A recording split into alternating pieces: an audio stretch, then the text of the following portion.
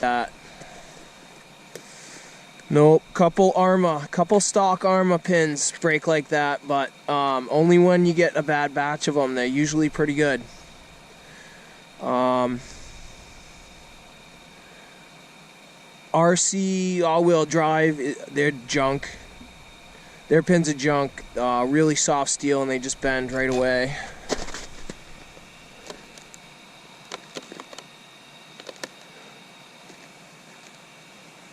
Plastics outliving the steel pins. I could, you know.